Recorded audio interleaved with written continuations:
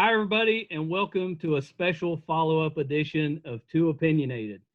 Last March, in our 10th episode, I was lucky enough to talk about the Dungeons and Dragons. Let's start over. Dungeons and Dragons group that I got to play with in the 80s. And it's a group that I came to start calling the Shady Dell Dungeoneers. Good or bad? That's what I always thought of them as. So today, which is over 100 episodes later, that episode, number 10, is still one of our most downloaded and commented on episodes that we've ever had. So I wanted to take some time to revisit that episode, and I've brought the core group of the Dungeoneers to be on here with me to talk through some of those stories and hopefully tell a few new ones. So I've got Carrie McClure, Bill Woodrum, Jamie Cope, and Will Hancock. Welcome, gentlemen. Thank you. It's great to be here. Yeah. Yeah, and I almost got through it. I screwed up Dungeons and Dragons. I'm the worst. I always give Brett a hard time about his openings because he always flubs them. And, now I'm going to have to just shut up about it. Terrible. So I thought we'd start, by taking a minute, letting you guys introduce yourselves, take just a few seconds to say, kind of what you do and what was your main character or character class, or if you have a couple of them, that's okay too. But Carrie, you're on my left, so let's start with you. Oh, Lord. Okay. Good up. All right. So, as he said, my name is Carrie McClure. I currently design cars, so I'm not using my Dungeons and Dragons skills on a daily basis. But I still remember those times and enjoy those memories. So I don't know if these are all the characters that I played, but I have about 9 characters that I found in my collection of old stuff here. Some of them aren't even mine, as we've already shown. I have a character of Jamie's, and I have several other ones that don't look like my handwriting. So I'm guessing there's somebody else's characters. If anybody can claim a Rigby or a Markey, Rigby was one of the big dudes, wasn't he? Was that Bigby? Yeah, I don't know. But the one that I have here that I think I played more often than not was Lord Crowbar. He was a dwarf, which that's fits me since I'm small. But this is Lord Crowbar. So I think he was my favorite. Yeah, very good. Was he a fighter?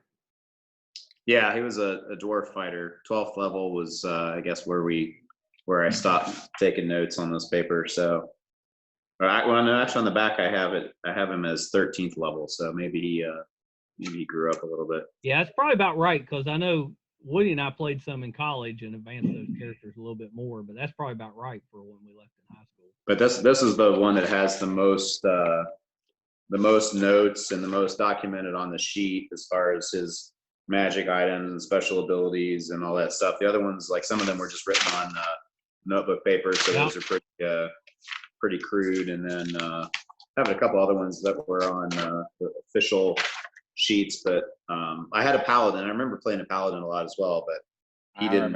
He was only a level 9, so. Yeah, I think most of the characters I found were either on the green sheets or the brown. One of those Yep. two. All right, Jamie, you're up.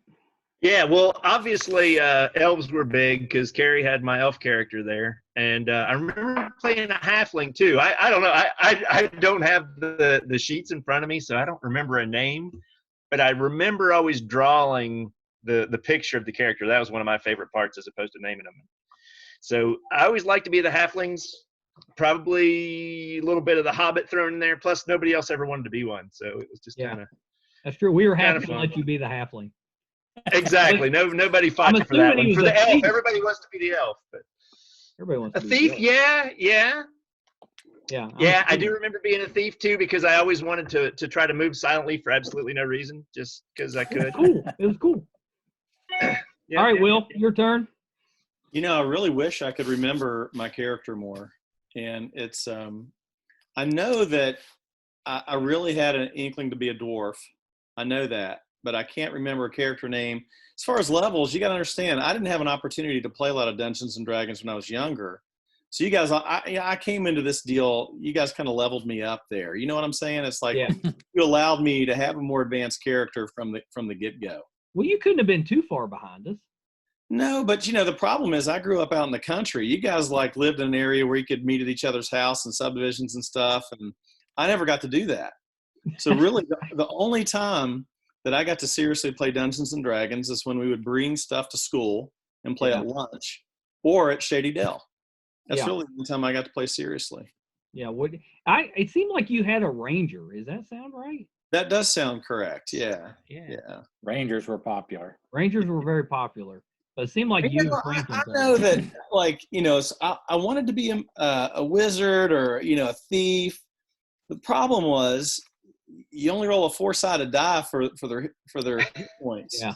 And I never liked that. I like to choose characters that I could roll like an 8-sided at least for their hit points. Yeah, like a wizard, they're very weak for a while. Yeah, for a while. It didn't get powerful. Yeah, it takes them a long time to build up. All right, Woody, you are not I guess you're the last but not the least. How about that? But tell us a little bit about your character, but also, if you would, walk our listeners through Shady Dell and exactly what that is.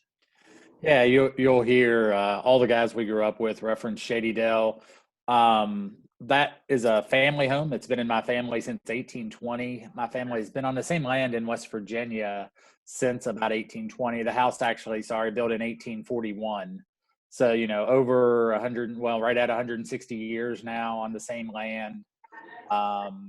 And, people lived on it continuously. People lived in the house up until the 30s. It became kind of a weekend home for several decades. And then Mom and Dad moved back here in 1970 and built the house that I grew up in that all you guys came to. But it was great that, not only did we have this one house here that was like a modern split level ranch, but we had this house that was 150 years old just across the yard. So, from about May through October, because there was no central heat, there was no air conditioning, there was no anything. You didn't want to be there when it got too cold. But we would go over and we had the run of the place, days, nights. We would sometimes spend whole weekends over there. We would bring just food and drink, and parents would, we were young enough sometimes, it was before we were driving, parents would just drop you guys off and we would spend the weekend at Shady Dell playing Dungeons and Dragons.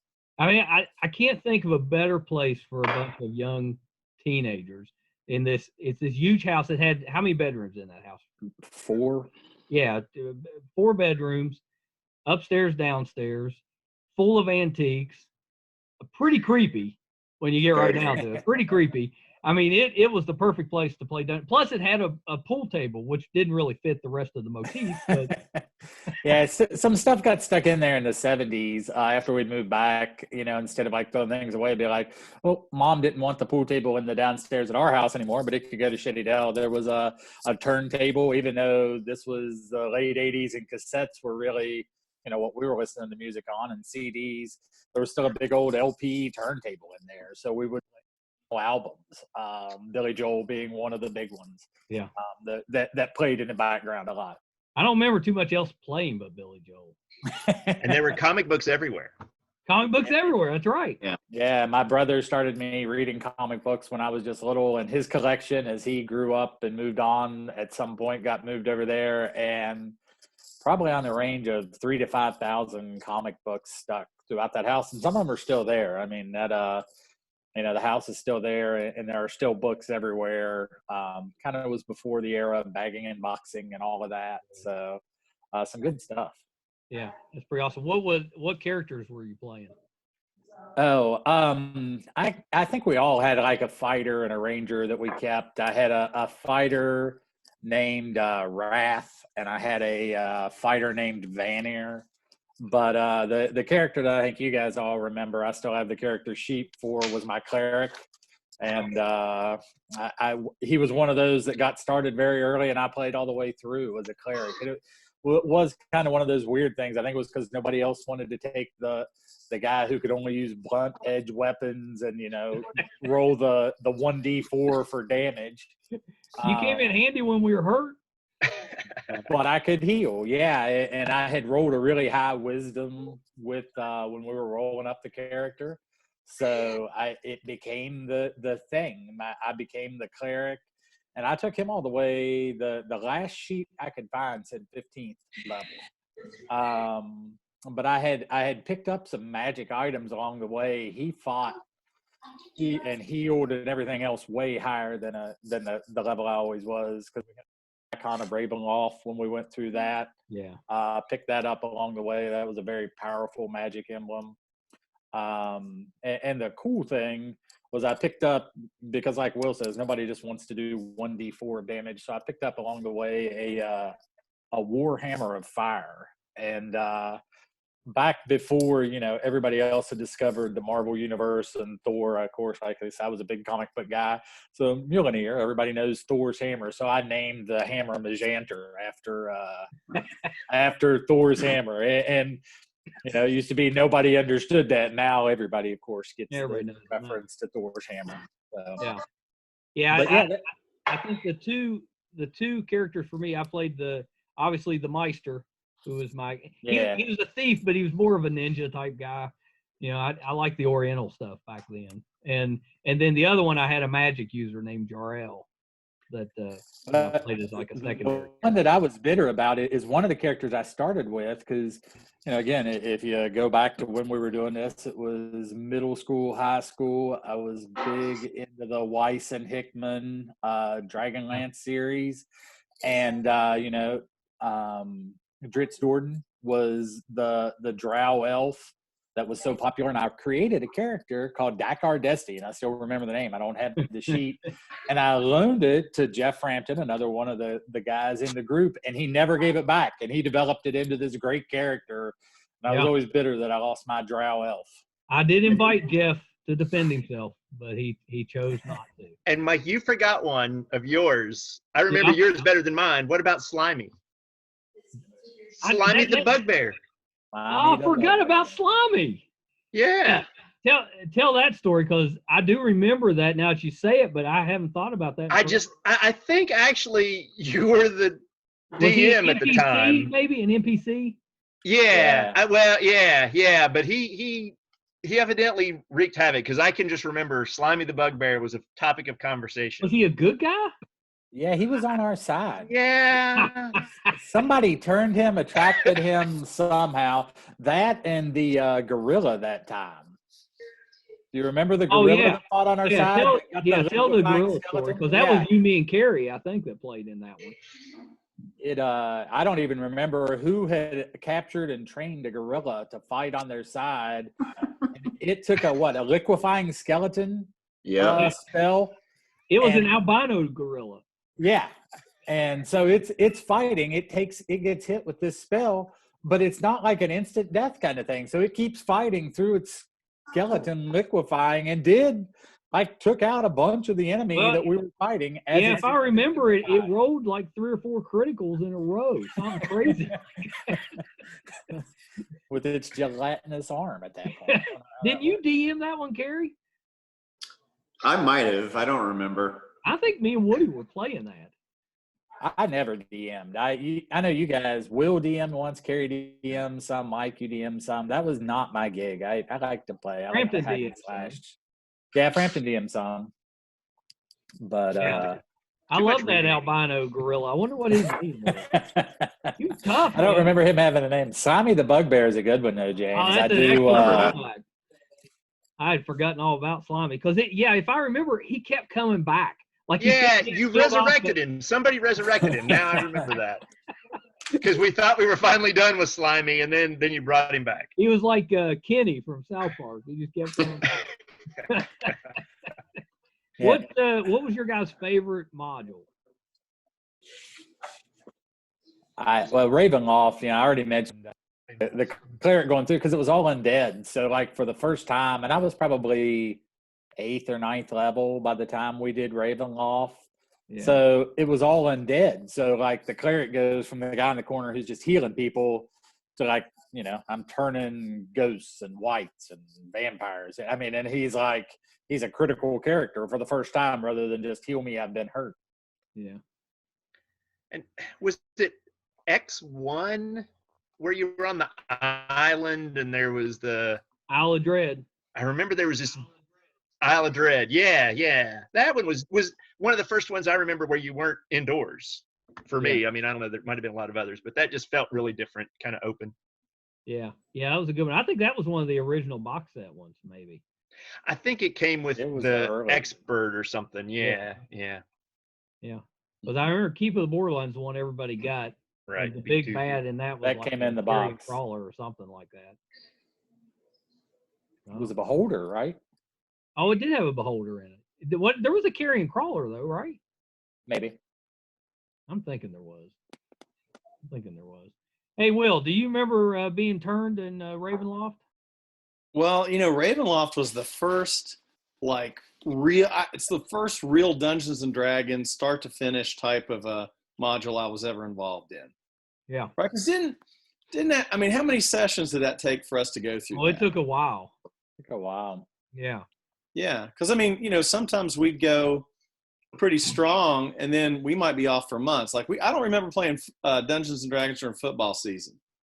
Yeah, we didn't play because we had other stuff. Yeah. Right. We had other stuff going on, which is really, if you think about it, my wife on the way up here, she's like, take your wizard hat and your cape and blah, blah, blah, and making fun of me. But I mean, you got to understand, like our group, we were nerds for sure, but I mean, like we were still into sports and stuff. We weren't like the hunch over in the corner nerds. It was a weird group. Yeah, it really was. We're a little in between. Exactly. I wish I could answer your question because you're asking me like, did I get turned in Ravenloft? And I mean, I don't know. I can't. Well, I'm gonna tell you the story and see if these other guys remember it because I was DMing and it's one of my favorite stories. So we're DMing, and when you first come across Count Strahd, I slipped you a piece of paper. And I said, don't open this until I tell you. So you say, okay. Well, then we played. That may have been on a Friday night. And we played all weekend. Well, so near the end of the weekend, you come across Strahd again. And I told you, you're in the middle of a battle. And I said, open up your piece of paper and do what it tells you. So you open up that piece of paper and it says you have been turned by Strahd, turn to the person next to you and backstab him. So the person next to you is Jeff. Well, you rolled a critical hit. So you were upset. Jeff was upset. It was awesome. It was awesome because it was just a bunch of yelling. I couldn't have told you who was DMing, but I vividly remember, and I actually couldn't have told you who got turned, but I remember us being in a fight and somebody being turned during that battle and attacking the group and everybody just losing their mind. Oh yeah, it was great. I mean, I couldn't have scripted it better. And the best part was you cut Jeff down and he was not happy. Not happy. That was pretty good. Yeah. So what else? What else you guys got? I think the whole, we played all the way through the drow, into the pits and everything. I think Jeff DM'd those. Jeff DM'd all those. Those were great. Fought the drow queen all the way through. I mean, that was one of those that, again, we would play and leave and then come back months later and play again. Supposedly that's the most popular modules ever. With that, like Ravenloft is in the top 3, and Temple of Doom's in there too. Not Temple of Doom, Temple of Elemental Evil, but those are top 3. Evil. Yeah. Castle of the Silver Princess. That was Will's DM, wasn't it? Yeah, we can talk about that one, Will, if you remember that. Well, no, I think he's got that wrong. I think I DM'd Castle Amber actually. Well, it may be. I've always said it was Castle of the Silver Princess, but it could have been Castle Amber. I'm pretty sure it was Castle Amber because I actually DM'd that a little bit in middle school.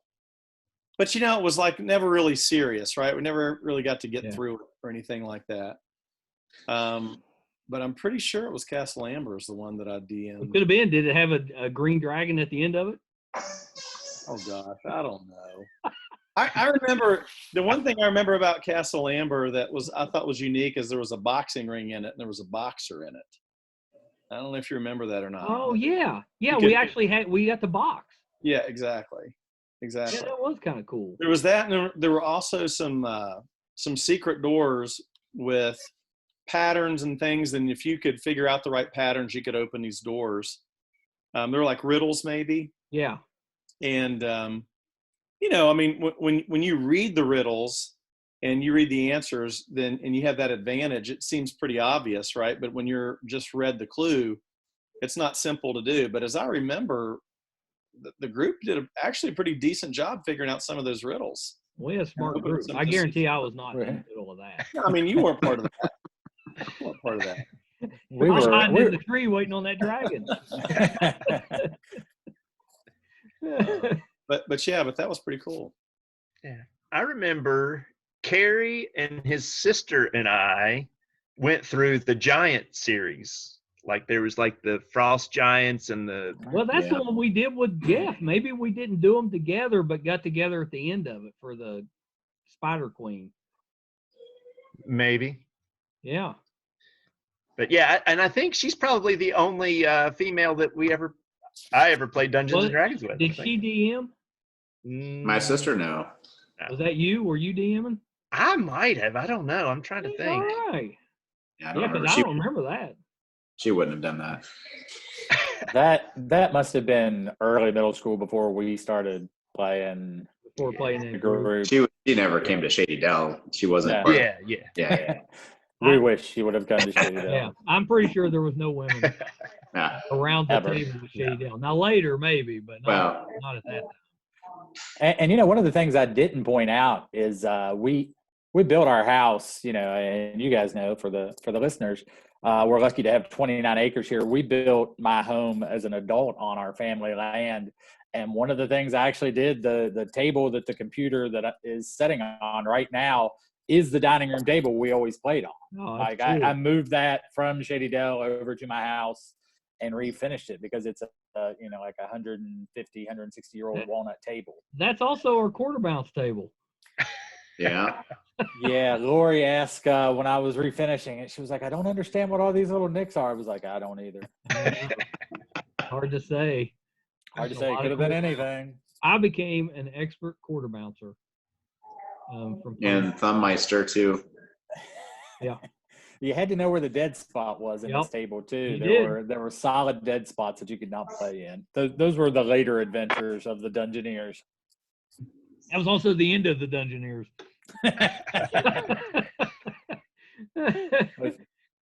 If you remember the one night, and to kind of point out how nerdy the group was, we played the night before Senior Skip Day. You remember we all gathered at Shady Dell. That was the Comfortably Numb game. Yeah, and had incorporated a little bit of drinking at that point, and Nathan Golf. Nathan Golf, yeah. Got left on the high jump pits the next morning by part of the group. Because he wasn't a senior. He still had to go to class. He was playing, and then I looked over, and he just tilted to the right. And we did. He had to go to school because he wasn't a senior. He was the only one of us that wasn't a senior. And we just left him in the pits. But I remember him saying, we asked if he was all right, and he said he had become comfortably numb. So I don't even remember what module we were playing that night. No. So at that time when we weren't playing Dungeons and Dragons, we also played that game, like something about Cardinal Puff. What was the full name of that game? I remember that name. I don't remember the game. Yeah. Yeah, it was a drinking game. Yeah. For sure. Oh. Jamie always won those games. So. Yeah, exactly. Yeah. No. I was busy being with my girlfriend at that point. Jamie was my non-drinking buddy because at that point I wasn't drinking yet either. That's why I became good at quarterback. Learned it sober. I do remember about 8th or 9th grade though we peaked in nerdiness. Remember the one time we actually dressed up for the game. Like you came dressed as your character. We did that one time, and even we realized that was too nerdy. It was too much. Yeah. It was fun though. Yeah. We were DMing that night too. I don't remember what the module was, but I remember, Carrie, you had a very elaborate uniform. I was going to say, I remember like having maybe like a towel cut with something, and Carrie came in like full plate armor that he'd crafted in his backyard. Well, Smelted himself. I had the luxury of a father that had lots of tools, so I started making swords and shields out of scrap wood, and I made a ball and chain with spikes on it. Like I had all those things that I made. I don't remember a suit of armor, but He definitely had the was weapons and the shields. Well, I think you were supposed to come dressed as your character. Yeah. If I remember right.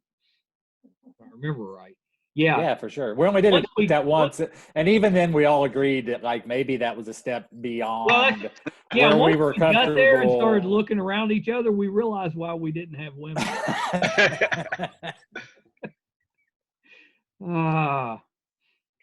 Jamie, do you remember what happened to Will's green dragon? I do not. No, I don't remember that. Gary? Come on. For sure. No.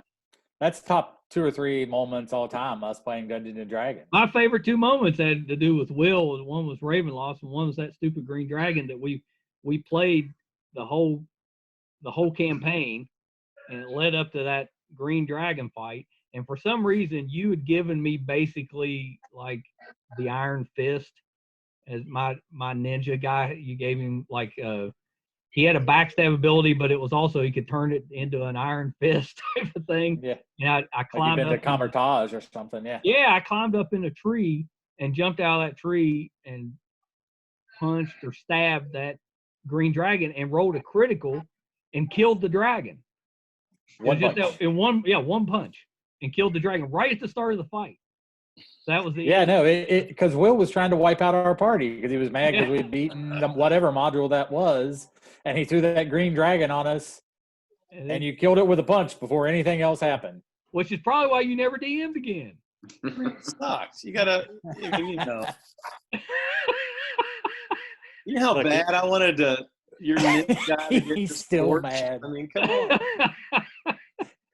It's been 35 years. I mean, he's look, still mad. Look, the reason that people wanted you to be a dungeon master is because when you were a player, your player was always the best one. That's the way, that type of person you were, and all you could do is brag about your little ninja guy and stuff. And so, you know, it gets old after a while. I want that guy dead. Oh shoot! I know. I always had to stick mine in as NPC players. The only way I got to play. Mm-hmm. Or let somebody else play them. Wasn't the same. Oh, wait a minute. Go ahead, Woody. I was just going to say, I never did DM. That was just never my thing. I didn't enjoy that part of it at all. I did, I started playing in like elementary school, like 10, 11 years old probably, with some guys at church, Alan Monroe and his brother, and we would play after church, which at the time was a big deal, which it probably seems really silly to listeners who are younger than us. But there was this whole Dungeons and Dragons is devil worship thing. Yeah. Like we were conjuring demons. And so like his mom letting us play was like a really big deal. But I remember like she watched us, like we had to play in the living room. And she like sat at the kitchen table and watched us, I guess, to make sure we weren't conjuring demons in their living room by playing, which again seems crazy now, but was for real. Like parents were scared their kids were going to start worshiping the devil by playing Dungeons and Dragons. And listening to heavy metal music. That was, my grandfather was a Baptist minister, and I think the only lecture I ever got from him was over Dungeons and Dragons. Pretty sure. I was about 6th, 7th grade. I still remember that. I got called into the study and got a pretty strong lecture about he only knew all the other stuff you were doing. I know. He just stopped worrying. Or maybe, it was a gateway drug to all the other stuff, right? A gateway drug. I think first time I remember playing was at middle school. Now it's probably you guys playing, Carrie and Jeff and Jamie. You were probably playing too by then. Yeah, you got to remember that our games were so great. And look, people knew that we did this, right? This wasn't just like our little group, and we got. I mean, people knew that we did this. We talked about this stuff all the time, and we had wannabe Dungeoneers. Yeah. Right. We had people that wanted to join the group. We had people that wanted to play in our games, and some of these people we really didn't want to be in our games. No. Well, do you remember Jack Witt came and played a few times? Exactly. That's exactly what I We mean. were not kind. Yeah, we did not. Well, and then somebody broke his collarbone. Remember Well, the football that game? was Like Dungeons and Dragons. That was Jason. We were a bunch of thugs, right? Yeah. Jason no, tackled him. we were playing a pickup game. Like we planned it at a Dungeons and Dragons game. We decided to have a pickup football game, and somebody broke his collarbone. Yeah, Jason. I'll point that out. That was Jason. Jason isn't listening to this anyway. Hey man, Jeff Jason from could Public tackle hard. Jason is hard to tackle too. He is hard to He's a tackle. big guy. Big guy. Because back then we were playing some tackle, pickup football, and I remember taking a knee to the thigh from him. I was probably trying to tackle him, and it's pretty tough. Still hurts, doesn't it? Still hurt. So Mike, I mean, get back to the Jack Witt story though. I mean, this is one of the most famous stories of all time. Yeah. Right. And so if I remember, you had like some evil wizard or something cast a spell on Jack Witt. Yeah. Yeah. I remember. You remember this? It swapped parts of his anatomy. And one of them was his nose, because I remember this too. One was his nose, one was not. Yeah. This was not at Shady Dell. I don't know where you guys were playing beyond Shady Dell, but I'm I don't pretty sure remember it was this at at Shady all. Dell. No, this was Really? at Carrie's house. I remember. Oh, was it Carrie's house? Yeah. Gary's house was definitely the other place. Like that was the two where we did Yeah. things. So Yeah. Yeah, I wondered if somebody was going to bring that up because that. Well, that was one spell that you cast on Jack, but then you wanted he was still able to function somehow after that spell. And so, I mean, there were other spells that were cast on Jack so that he would be decommissioned for good. Well, I don't remember the other spells. Do you remember? Oh, some come of them? on. I seriously don't. Tell them to me. I remember that one. Am I the only one who remembers this? I mean, Carrie. Yeah, I know tell you the don't. spell. I got nothing. I don't remember the details, but it's definitely fitting for the way that we treated Jack. Yeah. Hey, but to be Jamie fair, remembers. he kind of deserved it. Jamie remembers. If he remembers the no switching thing, he remembers this one. Yeah, I remember I that can't one. remember what else happened to him. No, I can't. Come on, Will, spill it. Yeah. Well, okay. So, Mike. Now I try to watch my language these days. Yes. So I'll use an alternative word. Yeah, that's fine. You can read between the lines, but it was a continual crap spell was cast on the Jack. You guys can't tell me that I'm the only one who remembers that. I remember that spell. I could not have told you that was on Jack. Yeah, Because that I remember kinda he dehydrated and died. Exactly. That's my point. He lost. That's right. He lost hit points every single round of his turn from rapid dehydration. And all Well, that. but if I remember right, he was playing the character like ultra aggressive. Yeah. Like he wasn't being careful at all. And so he kept springing traps or running into bad situations. And perhaps I took some liberties on It was his personality. I mean, you got to remember, this is the same guy that used to run and jump on the backs of student teachers in middle school. Yeah, that's what I said. He Yeah. kinda brought some of That it poor on. woman. No Yeah. way she ever became a real teacher. Oh, that's right. Yeah, I remember her. Mm-hmm. What happened to her? She never recovered. Nope. And, if that happened today, it would be worldwide news. Like that would be everywhere. Yeah. That would be like Fox News is an example of why our country is terminating itself. There was a lot of stuff going on back then, though, that wouldn't Yeah. happen today. Yeah, but I think around that we played Dungeons and Dragons at Carrie's. For some reason, we thought we threw darts up in the ceiling fan. We dodged darts. Yeah, I remember that. Right. I remember that. Yeah. I didn't like that game. Knife at the dartboard and actually stuck. It was Yeah. unbelievable. Pitching. He had that butterfly knife too that we used to. I still have that. My son's like, "Can you get the knife out?" No. No. Things we would never let our children do. Those- Carrie's house is where I Draw My Sword came from too, right? Yeah, Or was that explain his- that story. Well, I don't even know that I was there. I just know that it has become such a part of our culture that He Okay. misunderstood. One of the people misunderstood like rolling for initiative. So he thought if he said that, he got an initiative every time. Basically, Leroy Jenkins before Leroy Jenkins.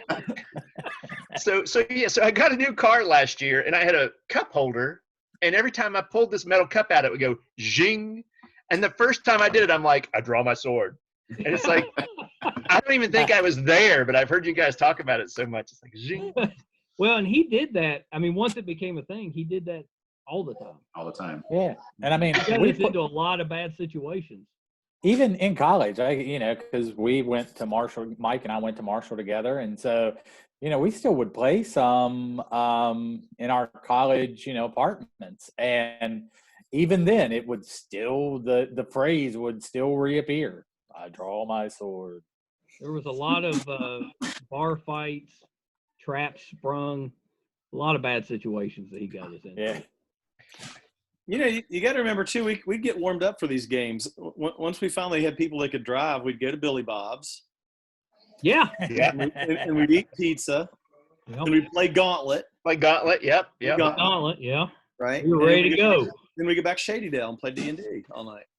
One of the great things they've added in Huntington, West Virginia is it's a bar with the 80s video games like we all played.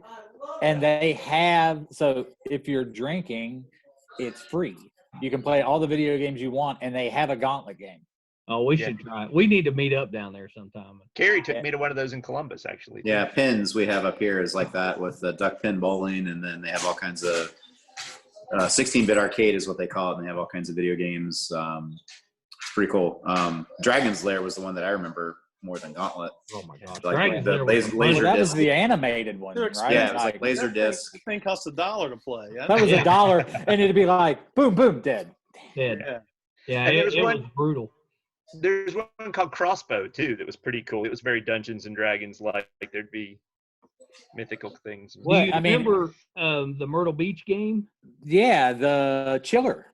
Oh yeah, it was in the graveyards and the dungeon. Yeah, that's exactly what I was going to go. So you tortured people to get points.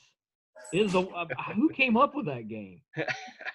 Yeah, I mean, it was based off the old Chiller late night TV shows. And when we first started, we were playing to protect the people. Remember, like we thought the object was to protect, and then somebody hit like the spinner on the rack, and the body literally pulled in two, and we got points for it. And it was like, so we just started shooting everything, and the idea was to do as much damage to the humans as you could. That was not a good game for kids. If I ever find one, I'm gonna buy it.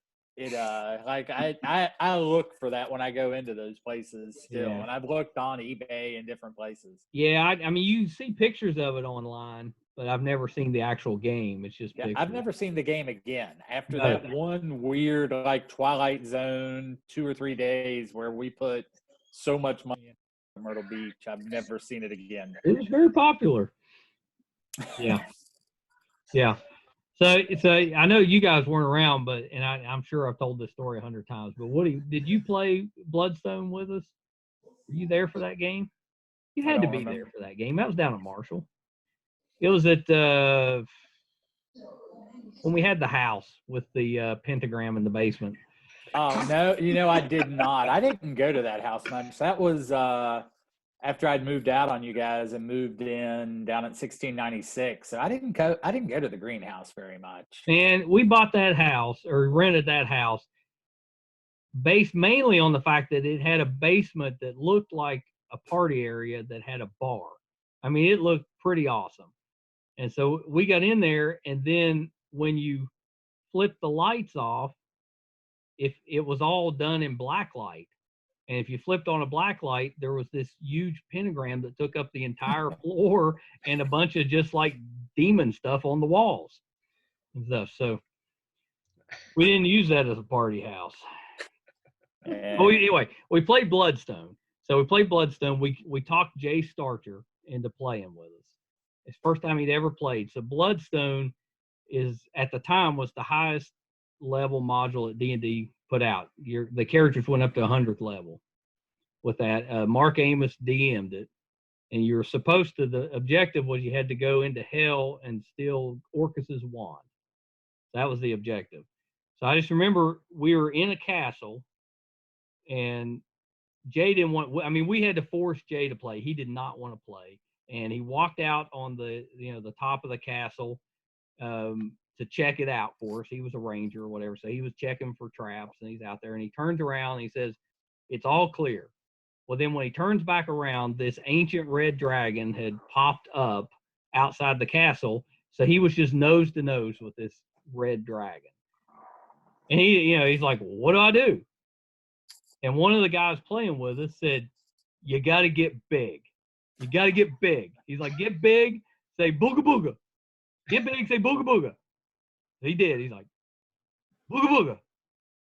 Well, of course, the dragon just breathes fire on him, kills him. So we'd been playing for, I don't know, 8 hours at that point. So he's dead. And you remember Jay, he just lost it. Like, he was throwing stuff, cussing, like, "Can't believe I wasted all this time, never played before, get killed by a dragon, booga booga." It was just hilarious. Hilarious. He was turning over tables. I don't know. It's pretty good. It's pretty good. I wish you guys had been there for that one. Coincidentally, booga booga was your pickup line for women too, right? There were more than a few stories. Yeah, that's a whole different on podcast. you guys. Yeah. Yeah. Booga booga moments will air when I after moved out. I'm dead, or after we're dead. Yeah. But no, one of the things that I always thought was cool about our group is what Will referenced earlier is, we have like Jamie was a starting guard on the basketball team. Will played football, and Carrie played soccer, and Julian played football. Andy French played football. Like, it was such a weird mix of really nerdy guys, but also athletic, sporty guys, and I always thought that was the cool thing about our group was kind of that mix that we put together. Well, not that I helped it in any way, but we were probably the smartest group, like grouping of our class that got together on a regular basis. Just as far as how we did in school with that. So it's kind of a weird dynamic. Yeah, lots of confidence there too, because like Will said, we would talk about it openly, whereas I think people who weren't as comfortable with themselves wouldn't have done that. Your sister Jamie called us out, like, it was 4 or 5 years ago. I ran into her at a restaurant. She was in from South Carolina. It was over Christmas, and said something. She was like, "Oh, well, you were with that cocky group in high school, that class 88 that was so cocky." And I was like, "What?" And she was like, "Oh no, everybody knew that. You guys." I think we were just comfortable. Yeah. We just liked each other as a class. We just liked each other. Oh, you've known each other for so long. Except Will. Will was cocky. Yeah. Well, now Will, come on. I was. Yeah. Yeah. Yeah. You were pretty cocky. Yeah. He owns it. So you had reason. Yeah. Yeah. You got to remember, I mean, like, what, as we got older and playing, and unfortunately, I hate to admit, when the beer drinking started at these Dungeons and Dragons games, you got to remember, I'd challenge people to give me difficult calculus questions after and I was good at it. It took me about 5 times longer to do it, but daggone, I could do it. I could bust out some integrals in the middle of that was our go-to. Yeah, you could, but you couldn't do simple D&D task related questions. Well, like you'd be wasted and couldn't roll the dice without. I know. I'd ruin the board. I'd like wreck the board and stuff. But boy, I could do calculus. Yeah, it's a true story. Well, what we had 4 or 5 engineers in that group, that guys that went on to get degrees in aerospace and mechanical and everything else. Yeah, it was a unique group. With that, we're pretty lucky. I mean, it's 40 years later, and we're still talking about it. So I mean, that's pretty rare. And all still here too. I mean, not for nothing. I mean, and still for the most part in communication. I mean, not that we talk to each other every day, but especially keep in touch pretty regularly. Hey, Will, have you turned 50 yet? In June. Remember, I'm the young June. guy. I thought you were the baby, you and Jeff. Yeah, I always needed to have somebody come pick me up. You got to remember, I was like the last guy to drive. Hey, not non-D&D, but you remember me and Tim sneaking up to see April Fool's Day. Oh, sure. Oh my God, I hate this story. I still tell the story. Well, tell it. My kids are so regular. Well, we go up there to see April Fool's Day at the Cinema 7, right? And it was a later showing. And I remember you guys drove back to my house, dropped me off, and I'm like, hey, wait a second, I'll be back. And I go in the kitchen, I get a big butcher knife, run out the back of the house and double back around on you guys, and you don't know I'm there. And you're just sitting in the car, and I beat on the window, and I got my butcher's knife, and it scared you guys half to death. It was. I remember banging my head on the ceiling of the car. Yeah, it was fantastic. Yeah. Okay, for those of you listening to the podcast, then fast forward to the next day, and they tell us about the scariest movie ever made, April Fool's Day. And so we all load up that night and go up to the Cinema 7 or somewhere to see it. Yeah, I think movie theater up in Charleston. And it is the worst movie ever. Yeah. That was less than 24 hours. What do you mean it didn't hold up? It was just bad. I don't know what was wrong. So what happened was, I'm pretty sure I drove, and I wasn't allowed to drive to Charleston yet. I must have just turned 16. And so we snuck up there. So I was already kind of on edge. And then we watched this movie, and it had a lot of jump scares, which kind of, I don't know, they worked on us. And then we went, to drop Will off, and he scared us, within an inch of our lives. I'm pretty sure Tim hit his head on the car too. And so then when we told you guys, we may have been going off of those feelings instead of the actual movie. It was awful. Well, I tell you, it wasn't as awful as having to listen to this large group that I had talked into going because it was the scariest movie ever berate me throughout the movie. Yeah. Ooh, look, he's got the rope. He's not missing. That's what I remember of that movie. Yeah. I don't think I've seen it since. I saw it 2 nights in a row. I don't think I've seen it. I would guarantee you I've not seen it since. Yeah. It was kill. Spinning off that though, I've even told when there was the Kanawha cinemas. Remember on Halloween you could get in and watch movies all night at the Kanawha cinema. Yeah, and they do Rocky Horror up there sometimes. They would do. We went to Rocky Horror downtown. Maybe the Capitol or one of those. It was the old down by the hospital. Yeah. Oh, okay. Okay. But yeah, no, I remember going because I saw all of the Romero.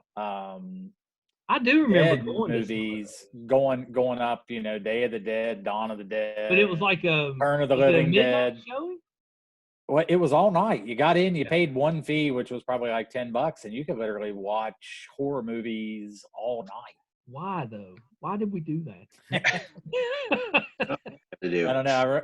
I remember out the one time. If you guys remember, I had the big red Pontiac Grand Prix, huge car, and that guy in the big truck ran like almost over top of it, and I was gonna be dead if I had wrecked at a midnight movie with people in the car in Kanawha City on Halloween.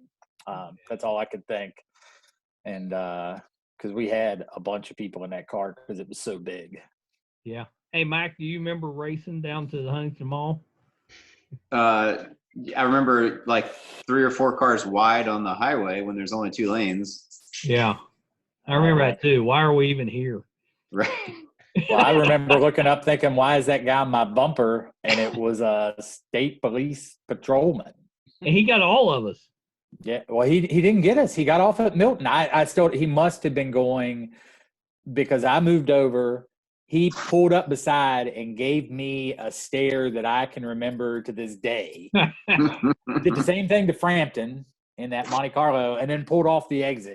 No. He had to have been going to a murder or a fire or something because he wanted to give us a ticket and didn't have time to give us a I think I was riding with you, Carrie. Probably. In that little, didn't you have a Metro or something? Right. It was a Geo Horizon? or not, Horizon, Plymouth Horizon. Horizon, yeah. And then he had a Chevy Nova. Yeah. Not the cool Nova, but the No. Toyota. Yeah. The 80s. That wasn't mine. That was my mom's. Right. We're going to Myrtle Beach. Remember, we had the Monte Carlo Super Sport. We had Jason's Audi.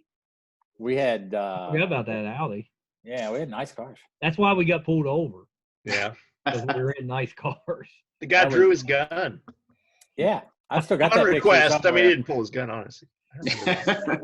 Yeah, but you wouldn't have that happen today. What's the odds that you get pulled over, the policeman comes up to the window, leans in the window, and we ask him if we can take his picture, and he says, "Yeah, you want me to pull my gun?" And we took the picture of him pulling it. I still have those pictures in an album. I mean, that's crazy. And we paid cash for that, if you remember. We all had cash, and we just paid that fine in cash. That ticket did not make it back to the station. He was in a Halloween costume, you know. It was just a guy. Was he Making just some pulled money on the one of side. us over, right? It was just the one car that got pulled It over. was Yeah, but we all Jeff. stopped.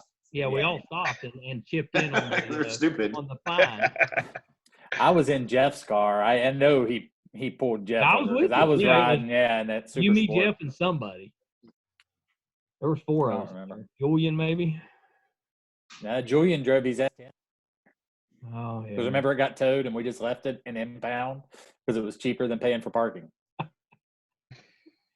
Oh, we were stupid. Yeah, and the next year when I went down to Myrtle Beach with Jeff in that same car, that's when he totaled it. Right. I got pulled out in front of you all. Yep, we're lucky to be alive. Oh. Yeah. Well, did I go that year? No, No, we we were in went college. with the guy from Parkersburg that had the free condo that next year. Remember? Oh yeah, Jim Colombo. Colombo. Yeah, And met had his some football cousin. out of an open van door. Yeah, Yeah, that was a good trip. his cousin that had PTSD from the wars. Yeah, That was when he invited us out to the woods to I don't know, just aim his scope at people. yeah, Like sometimes I just like to aim my scope at people and decide if I want to pull the trigger. that's a true Yeah. story. Yeah, gonna pass. He kept trying to hook us up with the women that were probably our age now. You know, we were 19 or something at the time. You guys are really straying off the subject here. You got to remember. Well, yeah. I think you know. Regular listeners to the to Opinionated podcast, I think, are used to Mike straying Yeah. off. We tend to wander.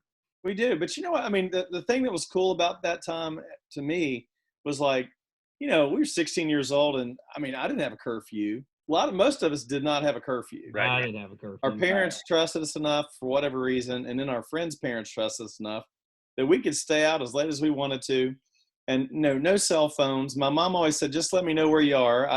I'd sometimes call her at 2 a.m. and say I'm at Jamie's house, or I'd call her and say I'm at That Woody's. was the rule. And you know, as long as I did that, I was good. I Yeah, think you just call. How many times did we call from Carrie's, or you guys called from my house, or just not coming home. I'm going to be at Jamie's. I think tonight, the or rule for me Carrie's, was either be home by midnight or stay the night. So if I didn't show up by midnight, they just assumed I stayed the night. Right.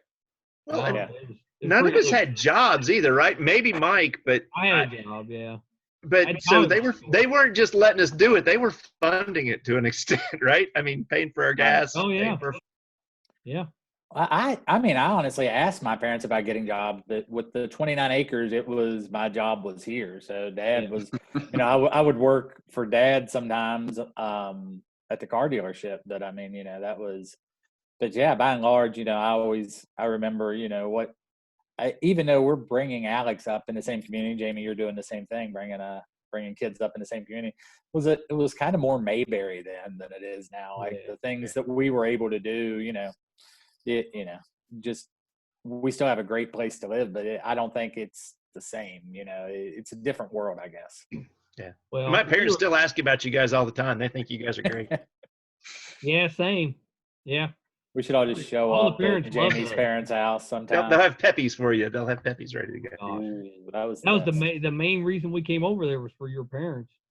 I don't blame you. I always liked it with us because if we came to my house, most of the time it was Axis and Allies.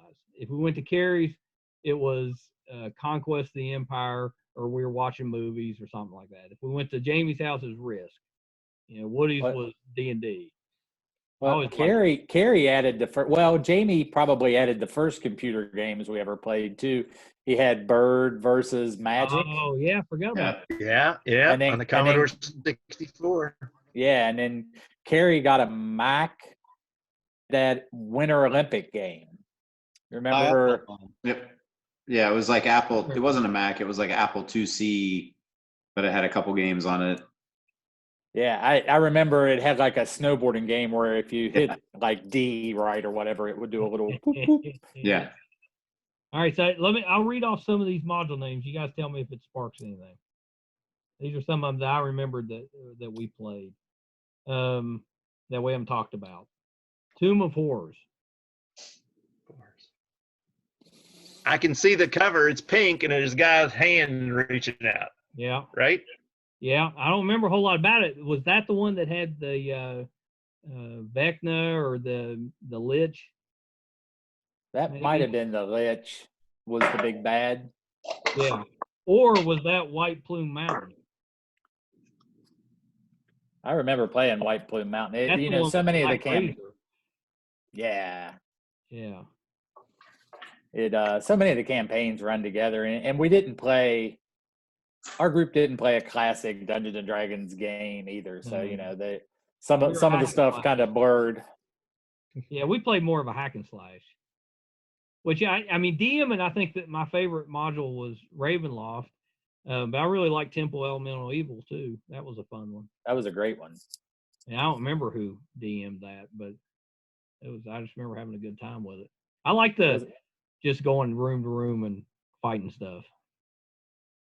Yeah, like I said, it was rare that as the cleric character I got to fight. So I rolled up that ranger, and like it was nice to have a second character because we all played pretty much the one character for a while, but then we started adding in some second and third characters, and it was, you know, there were pretty big traveling parties there, you know, and you know we had everything. And back, you know, even when like elf was a class when we were in middle school, it wasn't it was a class of its own back then.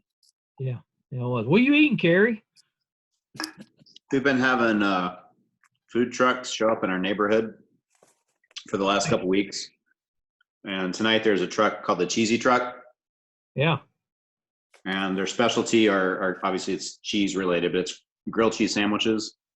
They're like gourmet grilled cheese sandwiches. So they have one called the Royale that's got macaroni and cheese. Royale with cheese.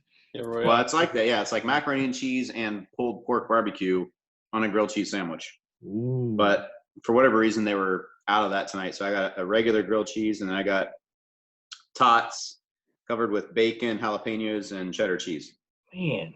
Health food. I like it. Yeah, that's healthy, man. So what was your guys' go-to snack for Dungeons & Dragons night? Like I remember mine. It was a bag of Funyuns and like a 2-liter of pop. Funyuns and Mountain Dew. Funyuns were big. There were a lot of Funyuns consumed back in the 80s on those games. Yeah.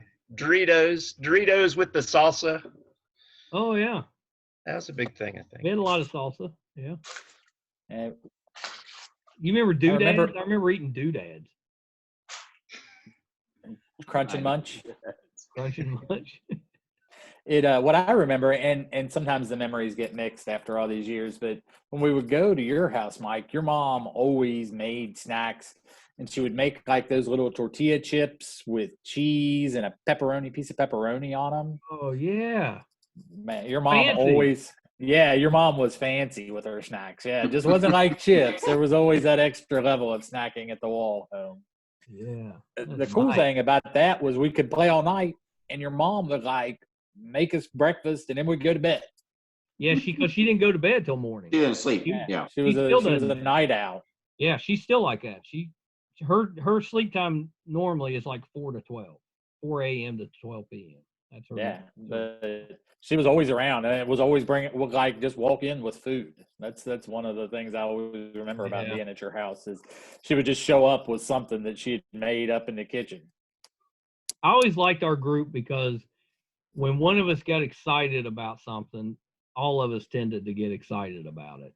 You know, because I remember whenever Axis and Allies, or maybe it was Conquest, whatever game we started playing first, we always went nuts about that for a while. And then, we spent a lot of time playing those games. And D&D was like that. Yeah, Once Risk. we started We playing. played a lot of Risk. Played a lot of Risk. You know, the Risk rules now aren't the same as they were when we played. Really? Really? Yeah, we got a new set a couple of years ago, and I opened it up. I'm like, hey, let's play. And I was like, this is not the same Risk that we grew up playing. Same with Monopoly. It's like it's changed now. It's not the same. I wouldn't know anything about world geography if I hadn't played Risk. I know. The Ukraine is weak. Except we grew up with all those Soviet states still part of the Soviet Union. Right. Our Risk game. Well, there's always the one that was trying to take over Australia and would just hang out there. What was the it was like Axis and Allies, but it was Roman Empire. We played that a lot. Conquest. That was Conquest of the Empire. That was Conquest of the Empire. That's the one I had, and Mike had the Allies. Yeah, and then we started playing Fortress America in there somewhere, where it was it had the Star Wars defense plan, and had like Saddam Hussein on the cover of the game. What was and this probably predates those other guys, Mike? It was the Black Tower game. Was that right? Oh, Dark Tower. Dark Tower. Dark Tower. Yeah, we had that.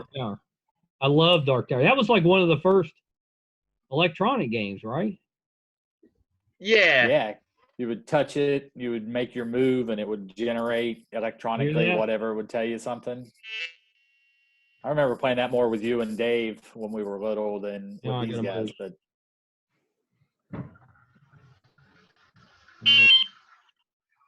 it's the Dark Tower game. Sounds like Hang on, I gotta move. Hang on. That is it exactly. Yes. Yeah. It was kind of an annoying game.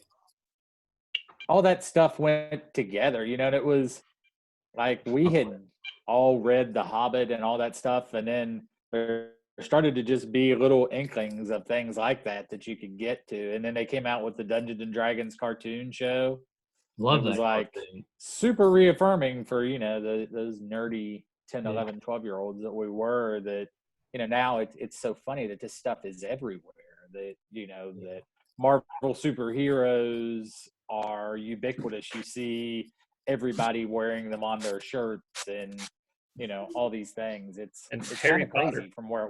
Yeah, Harry Potter. Yeah, Brett and I talk about that a lot. That when we were growing up, being a nerd wasn't a cool thing.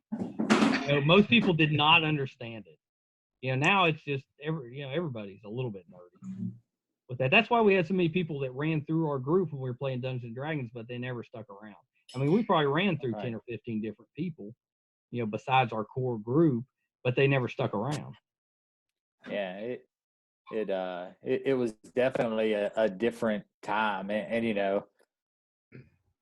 got things in such snippets. You couldn't at any point go turn on a streaming service and watch whatever nerdy movie you wanted. So when we would all sit around, if they were going to show something on TV, it was like a big deal. We would call each other and make sure each other were watching. And of course, by call, I mean using a landline and maybe a rotary phone. And then you'd talk about it the next day at school because that was what you did. You remember calling me on that party line? Oh, yeah. No, you had that party line forever. Those old ladies hated us. Yeah. We always, every time we try to use the phone, there was these two old women that were on the phone. And to explain to the listener who doesn't understand party line, not only did we have landline phones, was all we had, of course, and no mobile phones. Mike's phone line shared with like 3 houses. I think it was 6. And had different rings for each house. So, so you'd pick up, and he had this neighbor that was an older lady and her sister, and we just used to torture those women on the phone. Because we want them to get off the phone. Yeah. so we could use it. Yeah, so we could talk. I know. We were jerky kids. Well, that's all the stories I can think of D&D related. You guys have any more that you can come up with? Am I leaving any out? Those were the big ones, I think. Those are the big ones. I mean, I forget. Slimy the Bugbear is a good one. I had completely forgot about Slimy. That was solid. Yeah. I wish Jeff had come because he DM'd some. He might remember a few more. He doesn't. He's an old man. He's older than all of us. Even though he's younger than most of us. Yeah. He's one of the younger ones physically. He and Will were the two young ones. Jamie's the next birthday. May the 4th be with you. Yeah. Yes. Mike, you're the oldest. Yes. Not by much, though. No, just a little bit. Yeah. And then You Matt, and Matt are in November. Matt was the 9th, and then I'm the 19th of November. So. And then Julian's like the 22nd of December, 23rd, something like that. Yeah. Yeah. Well, yeah. Hopefully we can actually get out at some point, Jamie, and celebrate yours. Yeah. You know? Go celebrate on the phone or on the Zoom. Or Yeah. We'll do this. Yeah. Well, yeah. We can definitely do this. Wait. Did I just hear Carrie say celebrate on the Zoom? Did I just... He'll send you an invitation on the Facebook. Google. Or do it on the Zoom. Back in my day. I mean, the smartest guy on the whole flipping call, and he calls it the Zoom. Oh, that's probably a good way to end it. All right. It's always great to see you guys. Well, hang on. I'm going to put it on pause. Hang on. Well, that was our show today. So thank you, everybody, for listening. You know, that was great to catch up with the Shady Dell Dungeoneers. Really enjoyed that. It's such a great group of guys, and I'm so lucky to have maintained those friendships for 40 years and longer in some cases. It's really been a blessing. So really appreciate those guys coming on. Hopefully you find some humor in a few of the stories. You know, we really enjoyed each other's company when we were growing up, and we talked a little bit about it, but we would just bounce from house to house, and we had certain things we'd do at each house, but we just enjoyed each other's company and really made the most, you know, of our time growing up. So that was great. I really enjoyed that. Hope you did as well. You know, please check us out on Facebook. Facebook page is called MeisterCon. You know, stop by, give us a like. You know, especially now we've got a whole album dedicated to the quarantine and things that'll make you laugh and you know, lighten your day just a little bit. You know, if you get a chance, you know, stop by us on YouTube. If you're listening, it's under MeisterCon Pod on our YouTube channel, so please check that out. And otherwise, we will see you next time. Bye, everybody.